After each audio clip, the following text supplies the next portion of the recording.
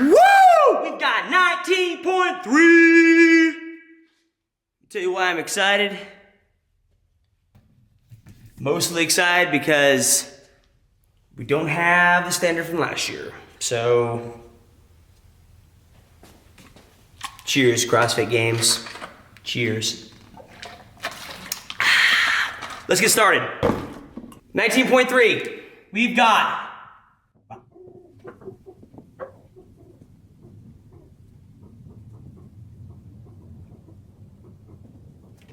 so what is it? We've got 19.3, we got a 10-minute time cap. It's for time, but we've got a 10-minute time cap to complete the work. We've got a 200-foot single arm overhead walking lunge with a 35 or a 50, depending upon what division you're in. And it is in 25-foot increments, so you can't go like 100 foot out and 100 foot back. It's 25, 25, 25. So it's 8 lengths or 4 down and backs, okay? Then we've got 50 single arm box step-ups. With a 24 or 20-inch box, still with the same dumbbell you used previously. I have not seen single arm box step-ups. The last time I saw these was actually, I've not done them, I'm sorry. I've not done them, but I've seen them. They've been at the Sanctioned event in Australia. They use the heavier dumbbell, but I've seen them. I've just not done them before. I've always done both arms, but regardless, okay? So we'll go into that more in depth later. 50 strict handstand push-ups, and then a 200-foot handstand walk.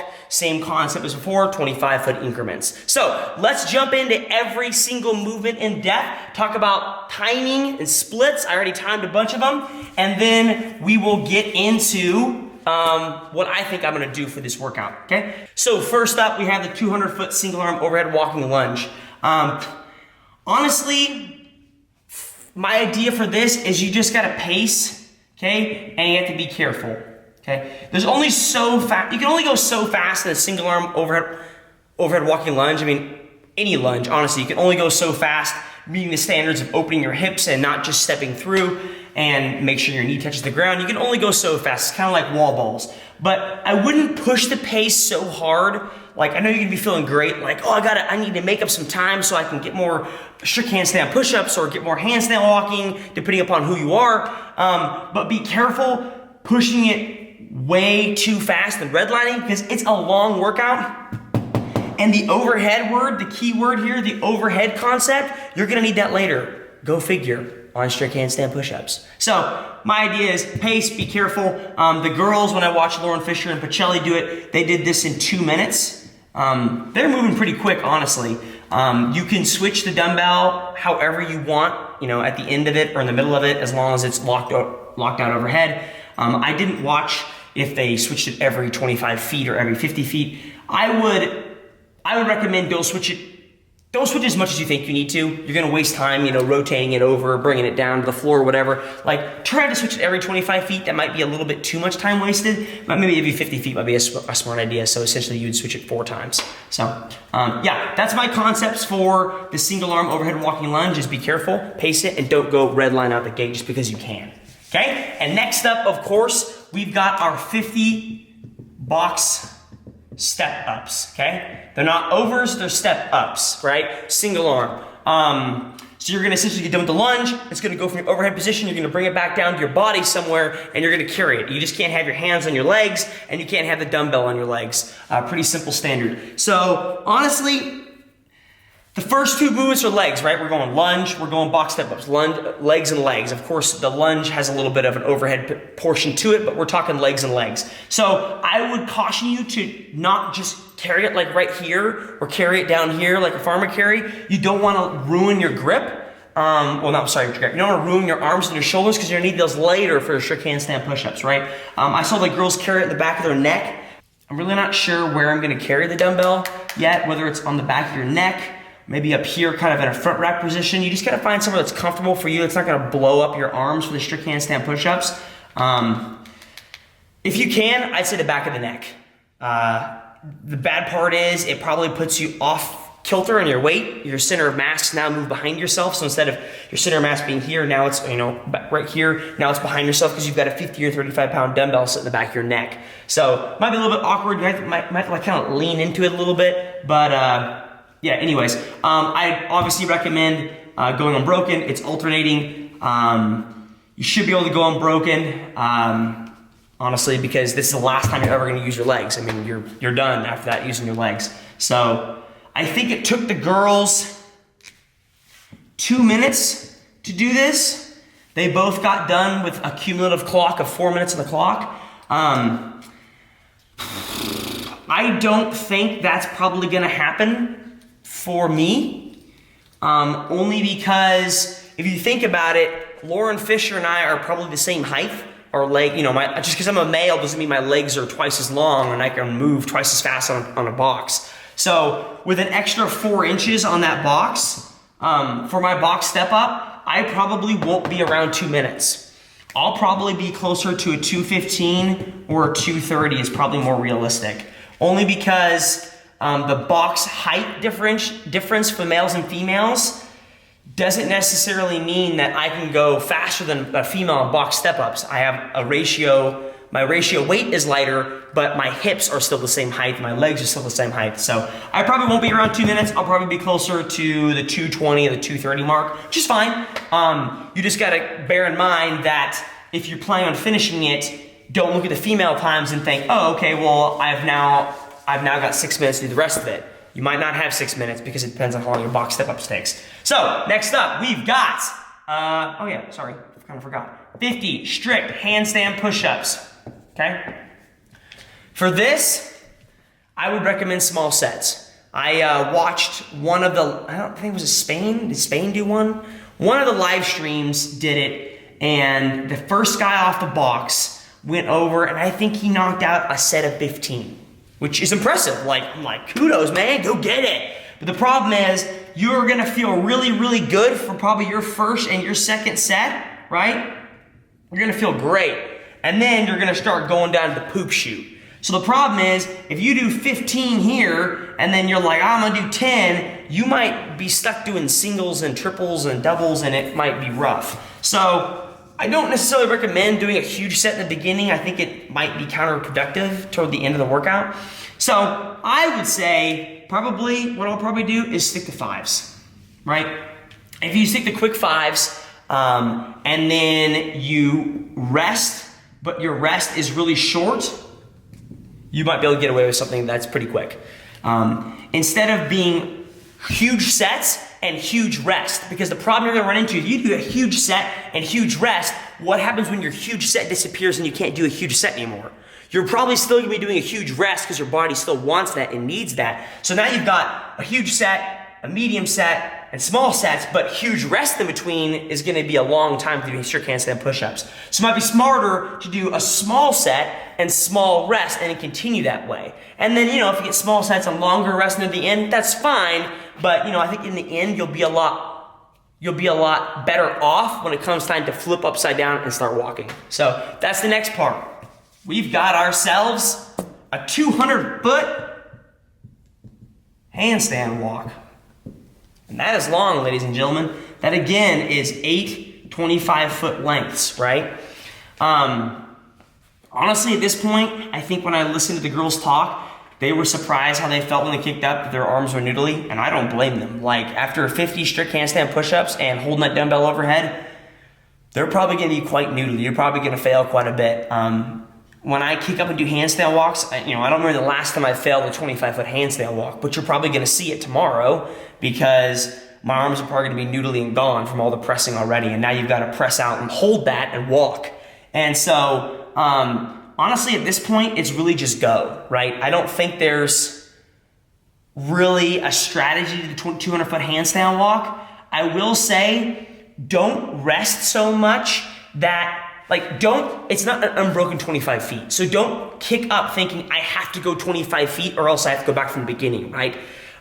Sure, it's great to go 25 foot, that'd be amazing. But at the same time, don't rest the required amount of time that you think you need to kick up 25 feet because you're gonna waste more time, right?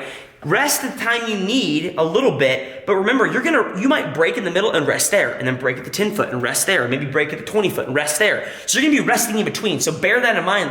I would recommend just keep going, right? Now, I don't recommend you keep going and you get so bad you can't even make 5 feet and you're going 5 foot increments. I don't recommend that. But what I am trying to say is don't rest so much that you think you have to rest. in order to get 25 unbroken. It's okay to get 20 feet. It's okay to get 15, to get 10, to get 5. It's fine, just make sure you get your hands past the line. So yeah, that's that. Last thing I want to talk about is splits really quickly, all right? So we've got ourselves the lunge, okay? Actually, I'm gonna do this in blue and then back over to red. So we've got a lunge, we've got the step-ups, we've got handstand push-ups, and then we've got the handstand walk, right? Okay, there are 4 movements. Okay, if you look at the girls that went, this took 2 minutes, and I think that's gonna be a pretty average time. I mean, you might have someone that's taller or longer, that has longer legs, that might go a little bit faster than 2 minutes because they have a longer reach, whatever. I don't think that's gonna really matter. I don't think this is really gonna change, and I don't think you should really focus on that. That's not important. Like, that's the beginning of the workout. Like, don't blow your load in the first 2 minutes and then you blow here. So just 2 minutes, it's gonna take 2 minutes. Just deal with it. For the step-ups, I think the girls took 2 minutes. I think for me personally, it's gonna take 2:20 to 2:30. And that is because, like I mentioned, I have a higher box, and my torso length isn't, like that much longer. My leg length isn't that much longer than Lauren Fisher's. I think I said torso earlier in the workout, earlier in the video. Forgive me for that. All right, so at this point in this workout, where are we at? 2 plus 2:30, so we're at 4 minutes and 30 seconds right here, right? So we're like 36 behind the girls that went, okay? Strict handstand, so for strict handstand push-ups, it took Lauren Fisher 3 minutes to do her 50 strict handstand push-ups. That equates to 17 strict handstand push-ups per minute, okay? Pause. The dog wanted to leave the barn, okay? That's 17 strict handstand push-ups per minute. I didn't count her sets, I didn't count her reps. Like, I don't know if she started with a big set and then dip. I think she did have a big set and dip, which is fine. I'm gonna go a little differently. I think I'm gonna do 5s. So if I do 5 strict handstand push-ups in 10 seconds, which I timed earlier, and then I rest for 8 seconds, okay? And I'm doing that essentially 10 rounds, that is approximately 3 minutes worth of work.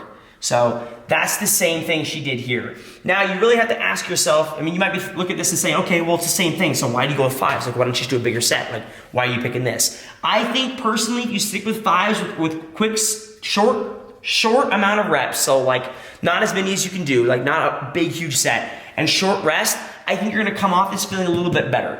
I think you're gonna come off and not being as noodly as if you had knocked out large max effort sets, right? So the important thing is, yes, these 2 times are similar. You're like, oh, Jacob, what's the point? Like, why don't I do this? Should I do this instead of this? Well, because I think you're gonna come off feeling better, and that's important because the handstand walk, like these 2 last movements, I think are the important part of the workout. Lunge, who cares?